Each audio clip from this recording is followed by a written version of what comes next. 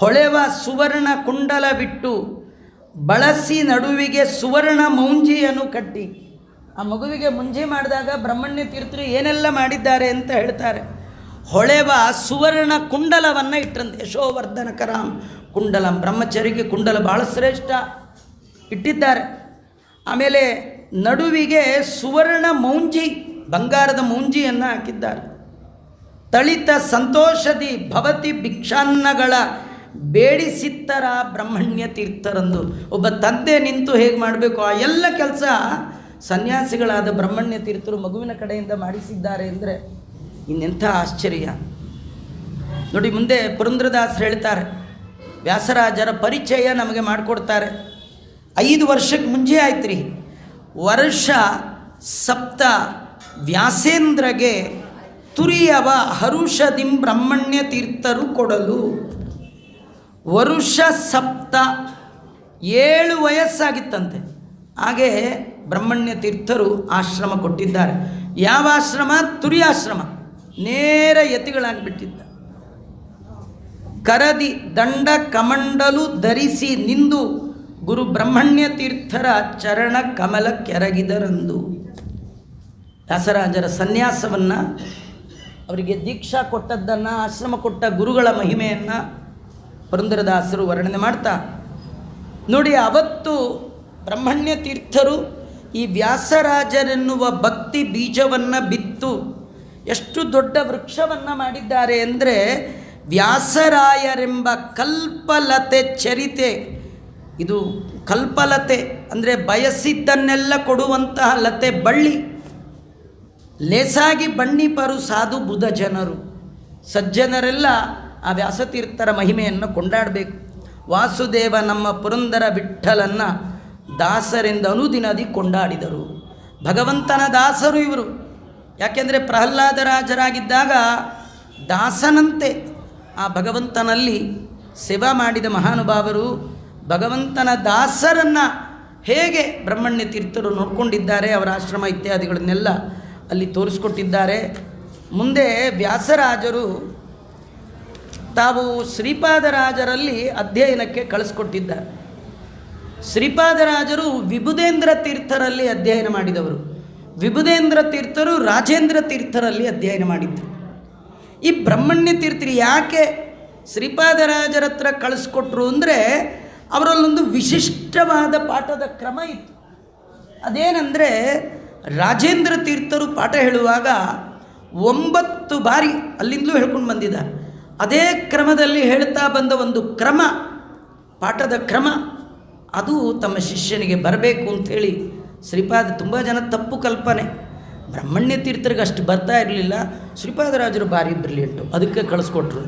ಹಾಗೆಲ್ಲ ತಿಳ್ಕೊಂಡ್ರೆ ನಮಗೆ ಜನ್ಮಕ್ಕೂ ಏನೂ ಬರಲ್ಲ. ಹಾಗಲ್ಲ.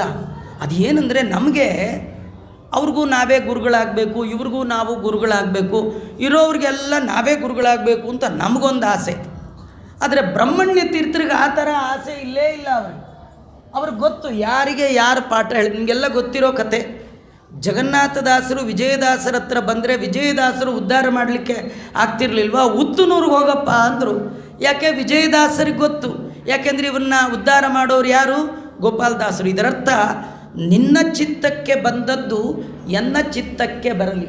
ಭಗವಂತನ ಸಂಕಲ್ಪವನ್ನು ಬಲ್ಲಿದರು ಯಾರು ದೇವರ ಸಂಕಲ್ಪವನ್ನು ತಿಳಿದಿರ್ತಾರೆ ಹಾಗೇ ನಡ್ಕೊಳ್ತಾರೆ. ಅವರಿಗೆ ತಾವು ಉದ್ಧಾರ ಭಾರಿ ಫೇಮಸ್ ಅಷ್ಟೇ, ಅವ್ರಿಗೆ ಇಷ್ಟನೇ ಇಲ್ಲ. ಅವರು ದೇವರ ಇಚ್ಛೆ ಹೇಗೋ ಹಾಗೆ ನಡ್ಕೊಳ್ಳೋದು ಅಷ್ಟೇ ಕೆಲಸ. ಭಗವಂತನ ಇಚ್ಛೆ ಶ್ರೀಪಾದರಾಜರಿಂದ ಜ್ಞಾನ ಕೊಡಿಸ್ಬೇಕು. ವ್ಯಾಸರಾಜರನ್ನು ಕಳಿಸ್ಕೊಟ್ಟಿದ್ದಾರೆ. ವ್ಯಾಸರಾಜರು ಶ್ರೀಪಾದರಾಜರಲ್ಲಿ ಅನೇಕ ವರ್ಷಗಳ ಕಾಲ ಅಧ್ಯಯನ ಮಾಡಿದ್ದಾರೆ. ಸಾಮಾನ್ಯವಾಗಿ ಯಾವ ಗುರುಗಳ ಹತ್ರ ಯಾವ ಶಿಷ್ಯ ಇದ್ದರೂ ಸ್ವಲ್ಪ ಆಗ್ತಾ ಯಾರಿಗೆ ತುಂಬ ಹತ್ತಿರ ಆಗ್ತಾ ಅವರ ದೋಷಗಳೆಲ್ಲ ಕಾಣುತ್ತೆ. ಕಡೆಗೆ ಎಲ್ಲ ಮುಗಿಸಿ ಬರುವಾಗ ಇವನು ಕಂಡ್ರೆ ಅವನಿಗಾಗಲ್ಲ, ಅವನು ಕಂಡ್ರೆ ಗುರು ಕಂಡ್ರೆ ಶಿಷ್ಯನಿಗಾಗಲ್ಲ, ಶಿಷ್ಯನ ಕಂಡ್ರೆ ಗುರುಗಾಗಲ್ಲ. ನಿಮ್ಮನ್ನೇನೋ ಅಂದ್ಕೊಂಡಿದ್ವಿ ಗುರುಗಳೇ, ಗೊತ್ತಾಯ್ತು ಬಿಡಿ ಅಂತಿರ್ತಾರೆ. ಈ ಮಟ್ಟಕ್ಕೆ ಹೋಗ್ಬಿಡ್ತೀವಿ ನಾವು. ಯಾಕಂದರೆ ತಪ್ಪು ಅವ್ರದ್ದಲ್ಲ, ನಮ್ಮದೇ ದೋಷದ ದೃಷ್ಟಿ. ಈ ಕಾಮಾಲೆ ಕಣ್ಣವನಿಗೆ ಎಲ್ಲ ಹಳದಿ ಕಾಣುತ್ತೆ. ನೀವು ದೋಷದಿಂದ ಗೃಹೀತರಾದವರು. ನಿಮಗೆಲ್ಲ ಗೊತ್ತಿದೆ, ಈ ಸಣ್ಣ ಹುಡುಗರು ಇರುವಾಗ ಈ ಮದುವೆ ಮನೆಗೆ ಹೋದರೆ ಹೊರಗೆ ಆಟದ ಸಾಮಾನೆಲ್ಲ ಇಟ್ಕೊಂಡಿರು, ಅದರೊಳಗೆ ಕನ್ನಡಕಗಳು 5 ಪೈಸಕ್ಕೆ 10 ಪೈಸಕ್ಕೆ ಬರೋದು. ಅದು ಕೆಂಪು ಕನ್ನಡಕ, ನಮಗೊಂದು ಕನ್ನಡಕ ಕೊಡಿಸ್ಬಿಡೋದು. ಆ ಕೆಂಪು ಕನ್ನಡಕ ಹಾಕೊಂಡ್ಬಿಟ್ರೆ ಎಲ್ಲ ಕೆಂಪು ಕಾಣು ಅಲ್ವಾ, ಫುಲ್ ಕಲರ್ಫುಲ್. ಬೇಡ ನಾರ್ಮಲ್ ನೋಡಿ ಬೇಜಾರೆಲ್ಲ ಕಲರ್ ಅಲ್ವಾ. ಹಾಗೆ ಕೆಲವರಿಗೆ ದೋಷದ ಕಣ್ಣು, ಅವನ ಕಂಡ್ರಾಗಲ್ಲ, ಇವನು ಯಾರು ಕಂಡ್ರೂ ನಮಗಾಗಲ್ಲ ರೀ. ಅದಕ್ಕೆ ದೇವ್ರಿಗೂ ನಮ್ಮನ್ನು ಕಂಡ್ರೆ ಆಗಲ್ಲ. ಶ್ರೀಪಾದರಾಜರಲ್ಲಿ ವ್ಯಾಸರಾಜರ ಅಧ್ಯಯನ ಮಾಡಿದರೆ ವ್ಯಾಸರಾಜರನ್ನು ಕುರಿತು ಗುರುಗಳು ಕೊಂಡಾಡಿದ್ದ. ಶಿಷ್ಯನನ್ನು ಗುರುಗಳು ಕೊಂಡಾಡುವ ಮೊದಲ ಸಂಪ್ರದಾಯ ಇದು. ಶಿಷ್ಯರು ಗುರುಗಳನ್ನು ಸ್ತೋತ್ರ ಮಾಡ್ತಾರೆ, ನಮ್ಮ ಗುರುಗಳಂಥವ್ರು, ನಮ್ಮ ಗುರುಗಳು ಇಂಥವ್ರು ಅಂಥೇಳಿ ಗುರುಗಳಲ್ಲಿ ಇದೆಯೋ ಇಲ್ವೋ ಅದನ್ನು ಹೊಗಳ್ತಿರ್ತಾರೆ. ಗುರುಗಳಿಗೂ ಕೇಳಲಿಕ್ಕೆ ಒಂದು ಖುಷಿ, ಹೇಳಿ ಎಷ್ಟು ಹೇಳ್ತಾರೋ ಹೇಳಿ ಅಂಥೇಳಿ ಖುಷಿ ಪಡ್ತಿರ್ತಾರೆ. ಆಗ ಇದು ಗುರುಗಳು ಶಿಷ್ಯನನ್ನು ಕೊಂಡಾಡ್ತಾರೆ. 2 ಪದ್ಯಗಳಲ್ಲಿ ಶ್ರೀಪಾದರಾಜರು ತಮ್ಮ ಶಿಷ್ಯರಾದ ವ್ಯಾಸರಾಜರನ್ನು ಕೊಂಡಾಡ್ತಾ, ಇದಿರ ದಾವನು ನಿನಗೆ ವ್ಯಾಸಮುನಿರಾಯ, ಇದಿರ ದಾವನು, ಯಾರು ನಿನಗೆ ನಿಂದು ಎದುರಿಗೆ ನಿಂತ್ಕೊಳ್ತಾಕತ್ತಿದೆ, ಈ ಧರೆಯೊಳಗೆ ಸರಿಗಾಣೆ ಅಂತ ನಿಮಗೆ ಸಮಾನರಾದವ್ರನ್ನ ನಾನು ಯಾರೂ ಕಾಣ್ತಾ ಇಲ್ಲ. 3 ನುಡಿಗಳಲ್ಲಿ ಅವರ ಮಹಿಮೆಯನ್ನು ವರ್ಣನೆ ಮಾಡಿದೊಂದು ಅವರದು. ಇನ್ನು ವ್ಯಾಸರಾಜರ ಸನ್ಯಾಸ, ಅವರ ಪೂಜಾ ಕ್ರಮ, ಅವರ ಪಾಠದ ಕ್ರಮ, ಅವರ ಭಿಕ್ಷದ ಕ್ರಮ ಎಲ್ಲವನ್ನ ಕಣ್ತುಂಬಿಸಿಕೊಂಡು ತಲೆ ತುಂಬಿಕೊಂಡು ಮನ ತುಂಬಿ ಶಿಷ್ಯನನ್ನು ಕೊಂಡಾಡಿದ್ದು ಗುರುಗಳು. ಸಾಸಿರ ಜಿಕ್ವೆಗಳುಳ್ಳ ಶೇಷನೆ ಕೊಂಡಾಡಬೇಕು ವ್ಯಾಸಮುನಿರಾಯರ ಸನ್ಯಾಸದ ಇರವ. ವ್ಯಾಸತೀರ್ಥರು ಸನ್ಯಾಸಿಯಾಗಿ ಹೇಗಿದ್ದರು ಅದು 1 ನಾಲ್ಗೆ ಇರೋರು ಹೇಳೋಕ್ಕಾಗಲ್ಲ. ಮತ್ತು ಎಷ್ಟು ಬೇಕು, 1 2 3 1000 ನಾಲಿಗೆ ಇರುವ 1000 ಬಾಯಿ 2000 ನಾಲಿಗೆಯ ಶೇಷದೇವರು ಏನಾದ್ರು ಕೊಂಡಾಡಿದ್ರೆ ಕೊಂಡಾಡ್ಬೋದು ವ್ಯಾಸರಾಜರ ಮಹಿಮಾ ಅಂತ ಅನ್ಬೇಕಾದ್ರೆ. ಇಲ್ಲ ಏನು ಮಾಡ್ಬೋದು, ಸ್ವಲ್ಪನಾರು ಹೇಳಿ ನಮಗೆ ಅಂದರೆ ಅವ್ರು ಹೇಳ್ತಾರೆ ನೋಡಿ, ಕೆರೆ ಬಾವಿ ಪುರ ಇದೆಲ್ಲ ಸನ್ಯಾಸಿಗಳಾದವರು ಮಾಡಬೇಕಾದಂಥ ಲೋಕೋತ್ತರವಾದ ಕಾರ್ಯಗಳು. ಕೆರೆ ಬಾವಿ ಪುರ ಅಗ್ರಹಾರಂಗಳ ಸರಿಯೇ ಸುರರೊಂದು 1,00,000 ಕುಟುಂಬಗಳ ಪೊರೆವ ವೈಭವದ ಕೀರ್ತಿಯಿಂದಲೇ ವ್ಯಾಸರಾಯರ ಗುಣಗಣ ಗಾಂಭೀರ್ಯಾದಿಗಳ ಸಾಸಿರ ಜಿಕ್ವೆಗಳುಳ್ಳ ಶೇಷನೆ ಕೊಂಡಾಡಬೇಕು. ಅವರು ಎಷ್ಟು ಕೆರೆ ಕಟ್ಟಿಸಿದ್ದಾರೆ ನಾವು ಹೇಳೋಕ್ಕಾಗಲ್ಲ. ಅವರು ಎಷ್ಟು ಬಾವಿ ಎಷ್ಟು ಪುರ. ವ್ಯಾಸರಾಜರಿಗೆ ಸ್ವಲ್ಪ ಹೊತ್ತು ಕೃಷ್ಣದೇವರಾಯನ ಸಿಂಹಾಸನದಲ್ಲಿ ಕೂತ್ರು. ಅಷ್ಟರೊಳಗೆ 1.25 ಲಕ್ಷ ಬ್ರಾಹ್ಮಣರಿಗೆ ದಾನ ಮಾಡಿದ್ದಾರೆ. ಕತೆ ಏನು ಗೊತ್ತಾ, ಅಧಿಕಾರ ಇರೋದು, ಸಂಪತ್ತಿರೋದು, ಒಳ್ಳೆ ಬುದ್ಧಿ ಇರೋದು ಪರ್ಮನೆಂಟ್ ಅಲ್ಲ. ಅಧಿಕಾರ ಇದ್ದಾಗ, ಸಂಪತ್ತಿದ್ದಾಗ, ಬುದ್ಧಿ ಇದ್ದಾಗ ಒಳ್ಳೆ ಕೆಲಸ ಮಾಡಿಬಿಡಿ, ಒಳ್ಳೆಯದು ಪೋಸ್ಟ್ಪೋನ್ ಮಾಡಬೇಡಿ, ಪ್ರೀಪೋನ್ ಮಾಡ್ಕೊಳ್ಳಿ. ಈಗಲೋ ಇನ್ನಾವಾಗಲೋ ಸ್ವಲ್ಪ ಕ್ಷಣಕಾಲ ಅಧಿಕಾರ ಮಾಡಿದ್ದು ಮಹತ್ತರ. 1000 ಹೇಳ್ತಾರೆ ಅವರು ವ್ಯಾಸರಾಜರ ಕಾಲದಲ್ಲಿ 1,00,000 ಕುಟುಂಬದವರಿಗೆ ಊಟ ಸಪ್ಲೈ ಕೊಡ್ತಿದ್ರಂತ. ಅಗ್ರಹಾರ ಎಲ್ಲ ಕುಟುಂಬ ಪರಿವಾರದವರನ್ನು ರಕ್ಷಣೆ ಮಾಡ್ತಿದ್ರು. ನೀವಿವತ್ತು ನೋಡ್ಬೋದು, ಮಧುರೈಯಲ್ಲಿ 350 ಮನೆಗಳು ವ್ಯಾಸರಾಜರ ಅಗ್ರಹಾರದಲ್ಲಿ ಇವತ್ತೂ ಇರ್ತವೆ. ಇವತ್ತು ತುಂಬ ಜನ ₹1 ಕೂಡ ಬಾಡಿಗೆ ಕೊಡದೆ ಮಠದ ಆಸ್ತಿ ಅದು ಹಾಗೆಲ್ಲ ಇದ್ದಾರೆ. ಅಂದರೆ ವ್ಯಾಸರಾಜರ ಸಾವಿರ ಎಕರೆಗಟ್ಟಲೆ ಭೂಮಿಗಳೆಲ್ಲ ಇತ್ತು, ಅದನ್ನೆಲ್ಲ ವರ್ಣನೆ ಮಾಡ್ತಾರೆ. ಬಹಳ ವೈಭವದಿಂದ 1,00,000 ಕುಟುಂಬ ಪೋಷಣೆ ಮಾಡಿದ ಕೀರ್ತಿ ವ್ಯಾಸರಾಜರಿಗೆ ಸೇರಬೇಕು. ಇಂತಹ ವ್ಯಾಸರಾಜರು ಬೇರೆಯವರು ಹೇಗಿರ್ತಾರೆ, ವ್ಯಾಸರಾಜರು ಹೇಗಿದ್ದರು, ಬೇರೆಯವರು ಹೇಗಿರ್ತಾರೆ ಅನ್ನೋದನ್ನು ಹೇಳ್ತಾರೆ. ಆಸೆಯಿಂದ ತಮ್ಮುದರ ಪೋಷಣೆಗಾಗಿ 56 ದೇಶವ ತಿರುಗಿ ಸಂಚಾರ ಮಾಡುತ್ತಾ ಮೀಸಲ ಮಡಿ ಬಚ್ಚಿಟ್ಟು ಮಿಂಚು ಕೂಳುಗಳ ಉಂಡು ದಿನ ಮೋಸ ಮಾಡಿ ಕಳೆವ ಸನ್ಯಾಸಿಗಳಿಗೆ ಇವರು ಸರಿಯೇ? ಅವರೆಲ್ಲಿ ಇವರೆಲ್ಲಿ? ಬರೀ ನಮ್ಮ ಉದರ, ತಮ್ಮ ಫೇಮಸ್ಸು, ತಮ್ಮ ಓಡಾಟ, ತಮ್ಮದೇ ಮಹಿಮಾ ಅದೆಲ್ಲ ಇದಿವರು ಸರಿಯಾ? ಇದ್ರೆ ಹೀಗಿರಬೇಕು ಅಂತ ಅವರು ಕೊಂಡಾಡಿದ್ದಾರೆ.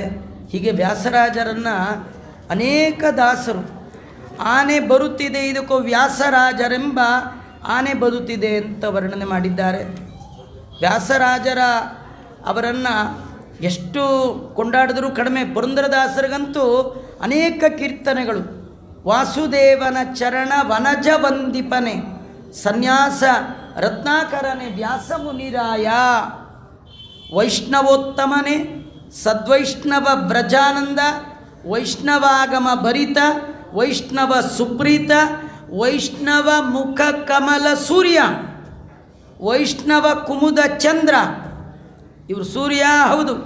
ಯಾಕೆಂದರೆ ಕಮಲ ಅರಳಿಕ್ಕೆ ಸಜ್ಜನರು, ವೈಷ್ಣವರು, ವಿಷ್ಣು ಭಕ್ತರು ವಿಷ್ಣುವನ್ನು ಸರ್ವೋತ್ತಮ ಅಂತ ಹೇಳುವವರ ಮುಖ ಕಮಲ ಅರಳಿಕ್ಕೆ ಬೇಕಾದ ಗ್ರಂಥವನ್ನು ಕೊಟ್ಟವರು, ಬೆಳಕಿನ ಭಂಡಾರ ಸೂರ್ಯದಂತೆ ಜ್ಞಾನವನ್ನು ಕೊಟ್ಟವರು.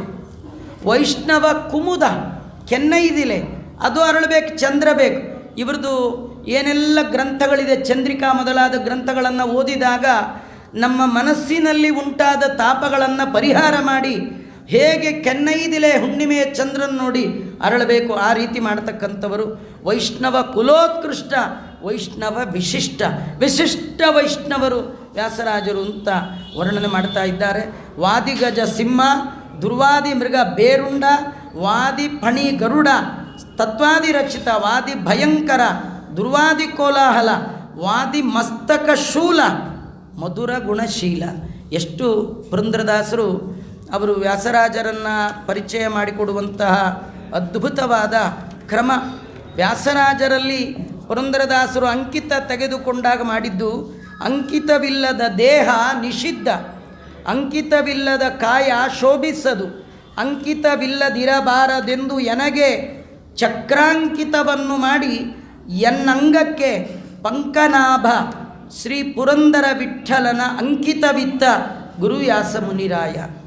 ವ್ಯಾಸರಾಜರ ಅವರ ಕಡೆಯಿಂದ ಮುದ್ರಾಧಾರಣೆ ಅಂಕಿತವನ್ನು ಮಾಡಿಸ್ಕೊಂಡಿದ್ದಾರೆ. ಯಾರು ಚಕ್ರದಿಂದ ತಾಪವನ್ನಗೊಂಡಿಲ್ಲ, ಶಂಖಚಕ್ರಾದಿಗಳನ್ನು ಧಾರಣೆ ಮಾಡಿಲ್ಲ, ಅದು ವ್ಯರ್ಥ ದೇಹ. ಯಾಕಂದರೆ ಯಾವುದೇ ಒಂದು ಪ್ರಾಡಕ್ಟ್ ಯಾವ ಕಂಪ್ನಿದು ಗೊತ್ತಾಗಬೇಕಾದ್ರೆ ಕಂಪ್ನಿ ಸೀಲ್ ಬೇಕ್ರಿ. ಹಾಗಾದ್ರೆ ಈ ಪ್ರಾಡಕ್ಟ್ ಯಾರ್ದಿದು? ಸಾಧನ ಶರೀರ ಇದು ನಿಂದು, ನಂದೇನದೋ ಸ್ವಾಮಿ, ನಿಂದು ತನು ನಿನ್ನದು, ದೇವರಿಗೆ ಅರ್ಪಣೆ ಮಾಡಬೇಕು. ಹೇಗೆ? ಅವನ ಮುದ್ರೆಯನ್ನು ಹಚ್ಕೊಳ್ಬೇಕು. ಇದು ದೇವರದು ಅಂತ ತೋರಿಸ್ಲಿಕ್ಕೆ ವೈಷ್ಣವ ಚಿಹ್ನೆ. ಅದಿಲ್ಲ ಅಂತಾದರೆ ಆ ದೇಹಕ್ಕೆ ಏನು ಪ್ರಯೋಜನ ಇಲ್ಲ ಅಂತ ಹೀಗೆಲ್ಲ ತಿಳಿಸ್ತಾ ಇದ್ದಾರೆ. ವ್ಯಾಸರಾಜರ ಆ ಮಾನಸ ಪೂಜೆ ಅತ್ಯದ್ಭುತವಾಗಿರ್ತಕ್ಕಂಥದ್ದು. ಹೀಗೆಲ್ಲ ವ್ಯಾಸರಾಜರ ಅನೇಕ ಮಹಿಮೆಯನ್ನು ತೋರಿಸ್ತಾ ವ್ಯಾಸರಾಜರು ಎಲ್ಲರಿಗೆ ಅನುಗ್ರಹ ಮಾಡಿ ತಾವು ಬೃಂದಾವನ ಪ್ರವೇಶ ಮಾಡಿರ್ತಕ್ಕಂಥ ಉತ್ಕೃಷ್ಟವಾದ ದಿನ. ಅವರ ಆರಾಧನೆ ಮಾಡುವಾಗ ಅವರ ಬಗ್ಗೆ ಒಂದು 4 ಅಕ್ಷರ ಹೇಳಿದರೆ ಕೇಳಿದರೆ ಆರಾಧನೆ ಮಾಡಲಿಕ್ಕೆ ನಾವಿನ್ನೇನು ಆರಾಧನೆ ಅಂದರೆ ಪಂಚಾಮೃತ ತಗೊಳ್ಳೋದು, ಒಂದು ಪ್ರದಕ್ಷಿಣೆ ಮಾಡೋದು, ಒಂಚೂರು ಅವರ ಅನ್ನ ಅವರ ಪ್ರಸಾದ ಸ್ವೀಕಾರ ಮಾಡಲಿಕ್ಕೆ ನಾವು ಫಿಟ್ ಪರ್ಸನ್ ಆಗ್ತೀವಿ.